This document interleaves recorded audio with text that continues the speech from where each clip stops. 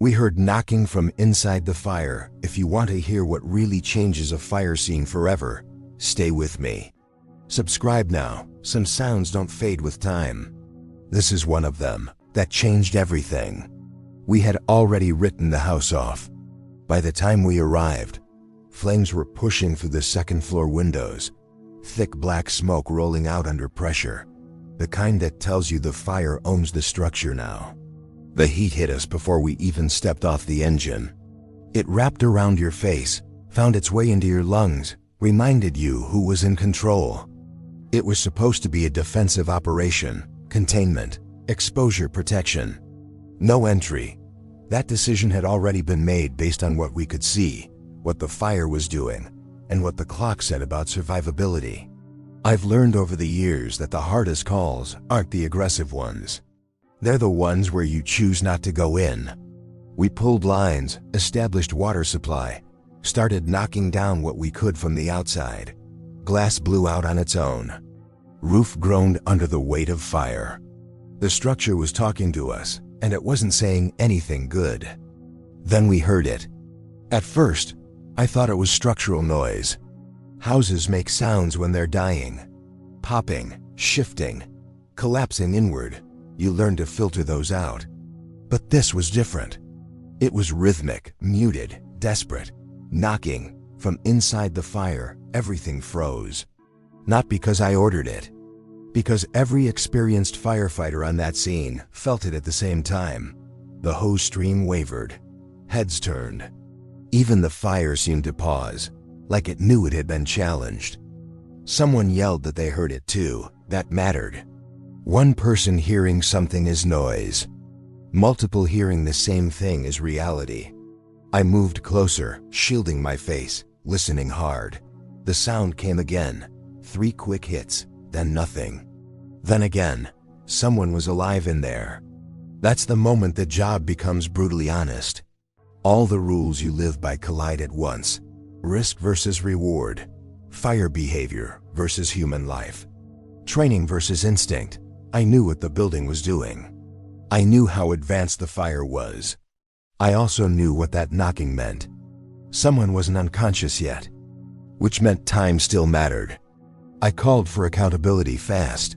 Who was home? Neighbors were screaming now, pointing, voices overlapping. A man was yelling that his brother slept upstairs. Someone else said there was a child's room in the back. Information in moments like that is always incomplete. You never get certainty, you get fragments. And you have to decide if they're enough. The knocking came again. Closer this time. Louder. I made the call. We were going in. Not recklessly, not emotionally, but with a narrow objective and a hard limit. We'd push only as far as conditions allowed. We'd read the fire every second. And we'd pull out the moment the building told us to. I grabbed my mask, sealed it, felt the familiar hiss of air. The world narrowed instantly. Tunnel vision, focused and unforgiving. The heat intensified the second we crossed the threshold. Smoke banked down to the floor. Visibility dropped to inches. The smell was thick. Burning plastic. Treated wood, something electrical. Fire leaves fingerprints on the air. We stayed low, sweeping with our hands, advancing with purpose. Every step tested. Floor integrity checked constantly. I could feel the heat through my gear now. Heavy and aggressive, like it was leaning into us. Then we heard it again. Clearer, closer, knocking against something solid. I followed the sound, not running, never running, but moving as fast as conditions allowed. My heart rate spiked, pounding against my ribs. Sweat pooled inside my mask, stinging my eyes. My breathing stayed controlled, because panic eats air faster than fire does. We reached the base of the stairs. They were already compromised. Fire had chewed through the underside, flames licking up through the gaps. The staircase was a decision point. Go up and risk everything. Stay down and live with what you leave behind. The knocking came again. From above, someone was pounding on a door. A closed door buys time. Sometimes it buys life. I radioed command, brief and clear. Possible live victim second floor, knocking heard. Condition severe. Attempting targeted rescue. There was no argument. Just acknowledgement. We masked up tighter, checked each other's gear, and committed. The stairs protested with every step. I felt the vibration through my boots. The subtle give that tells you the structure is tired. Heat intensified rapidly as we climbed. Smoke thickened, swirling, disorienting. My world reduced to the sound of my breathing and that knocking. Louder now. Desperate. Human. If you're still listening, stay with me. Subscribe now. Because this is the moment where training stops being theory and starts being survival. The door was just ahead. And whatever was behind it was still fighting. The door was swollen from heat, frame already blackened, paint bubbling like it was alive. Smoke pushed out from the seams with every knock from the other side. Whoever was in there knew exactly what to do without ever being taught. Stay low. Stay behind a closed door. Make noise. I put my shoulder into it once. Nothing. The door held. I hit it again. Harder. Feeling the vibration run through my body and back into the floor beneath my boots. The knocking stopped for a second, and in that pause I felt something tighten in my chest that had nothing to do with air supply. Then it started again. Faster. Weaker. I forced the door on the third hit. It gave way with a crack that echoed through the hallway. Hot smoke rolling over us immediately. The heat inside the room was intense but survivable, trapped and contained by the door. That told me we were just in time. The victim was on the floor, pressed against the wall farthest from the flames. An adult male, conscious but barely. Face streaked with soot, eyes wide, chest heaving. He'd wrapped a shirt around his hand to knock. Improvised. Desperate. Smart. I grabbed him under the arms and dragged him toward us while my partner shielded with the line. The moment the door was fully open, the fire reacted. Fresh air fed it instantly. Flames rolled across the ceiling, angry and fast. Conditions deteriorated in seconds. This is the part civilians never see. Fire waits. It waits for oxygen. It waits for mistakes. And the moment you give it what it wants, it takes everything.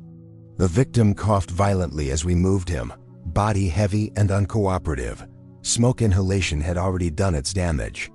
I could feel the tremor in his muscles, the way the body starts to lose coordination when it's running on fumes. Halfway back to the stairs, the floor shifted, not collapsed. Just enough movement to tell me we were standing on borrowed time. I felt it through my boots, a subtle vibration, like the house was clearing its throat before screaming.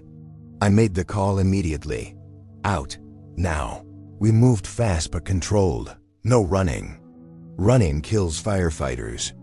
We shielded him with our bodies as best we could, hose line between us and the worst of the heat. Flames chased us down the hallway, licking at our backs, pushing hard. The stairs were worse than before. Fire had intensified underneath, heat rising like a wall. I didn't look down. Looking down invites hesitation. I trusted my feet, my training, and the firefighter behind me holding the line. Step by step, grip, pull, breathe. My air alarm started chirping. Not empty yet, but close enough to matter. That sound changes how your mind works. It doesn't panic you. It focuses you brutally. Every second suddenly has a price. We hit the bottom floor hard, boots slamming onto more stable ground. Smoke was thicker now, visibility almost gone. I followed the hose out, hands sliding along it without thinking, muscle memory taking over where vision failed. When we burst through the front door, the night air felt violent, cold, sharp, clean. The contrast hit like a punch. I sucked in air through my mask, lungs burning, heart hammering so hard it felt like it was trying to escape my chest. We handed the victim off to EMS immediately. They worked fast, practiced, efficient, oxygen, airway management. Assessment shouted over the noise of the fire behind us. I stepped back and finally pulled my mask off. Sweat poured down my face, mixing with soot, dripping onto the pavement. My hands shook now, not from fear, from the aftermath. That's when it hit me. We'd gone in expecting nothing more than containment. We'd been seconds away from accepting that no one was inside. If that door hadn't been closed, if that knocking hadn't been heard, the outcome would have been written before we arrived. If you're still listening, stay with me. Subscribe now, because this is where the story stops being about tactics and starts being about consequence.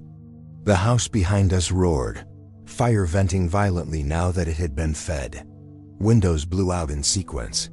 Roof sagged visibly. We pulled crews back, transitioned fully defensive. The structure was done, but someone wasn't.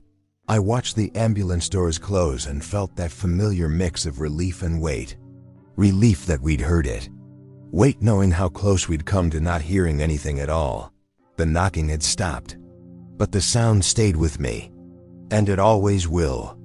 I went home after that shift, but the fire didn't stay behind. It never does.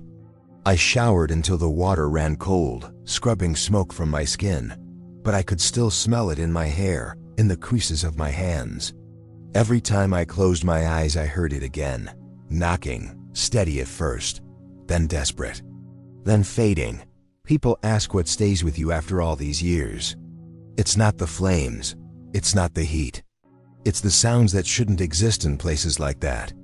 The next morning, I drove past the site on my way back to the station. The house was a blackened shell, caution tape fluttering in the breeze like it was trying to warn anyone who got too close. Daylight stripped away the drama. No smoke, no sirens, just silence and char. If you didn't know better, you'd never guess someone almost died there. Or that someone almost didn't hear the one thing that mattered. We got the update later that day. The man survived. Severe smoke inhalation. Burns to his hands and forearms. He'd been awake the entire time we were inside, listening to us move through the house, waiting, saving his energy to knock when it mattered. That detail sat heavy. He'd trusted us before we even knew he was there. That's a responsibility most people never have to carry. When someone believes in you with their life, without ever seeing your face, without knowing your name, it changes how you walk back into the next fire. In training, we talk about primary searches, secondary searches, door control, ventilation timing. We drill it until it's automatic. But no classroom can teach you what it feels like to be 1 second away from failure without realizing it. That night changed how I listen. On the fire ground, there's chaos. Radios crackling, engines roaring, tools clanging, fire screaming. And somewhere inside all that noise, there might be something quieter, something fragile, something human. You miss it, and that's it. A week later, we trained on forcible entry. Same door props, same movements, same commands. But I noticed something different. Everyone was quieter, more focused. No jokes, no rushing. The younger guys watched how I listened before hitting the door, how I paused, just for a breath, before committing. They didn't ask why. They didn't need to. This job has a way of teaching without explaining. Months passed, calls stacked on top of calls. Fires, accidents, medicals, the usual grind. But every time I approached a closed door in a structure fire, my heart rate ticked up just a little more than it used to. I'd lean in, listen longer, block out the noise. Sometimes there was nothing. Sometimes there was everything. I met the man once, briefly, months later. He came by the station with his wife, hands still scarred. Voice raspy, eyes steady. He shook my hand like he meant it, like he was grounding himself in something real. He didn't say much, just thanked us. Said he remembered thinking he was running out of time, then hearing boots in the hallway. Said the knocking was all he had left. I didn't tell him how close it was. He didn't need that weight. After they left, I sat in the bay for a long time, helmet beside me, staring at nothing. This career gives you moments like that, quiet ones, where you realize the line between success and tragedy is thinner than anyone wants to admit. If you're still here listening to this, remember something. Survival isn't always loud. Sometimes it's a sound almost lost. A signal you only catch if you're paying attention. Whether you're a firefighter or someone who just wants to understand what happens behind the sirens, stay with these stories. Share them, because awareness saves lives long before crews arrive. Years from now, I'll forget the address. I'll forget the call number. But I'll never forget that knock. It rewired something in me. Made me slower when it mattered, sharper, more deliberate. Fire takes a lot from us. But every once in a while, it gives something back. A reminder. A lesson paid for in seconds and smoke and trust.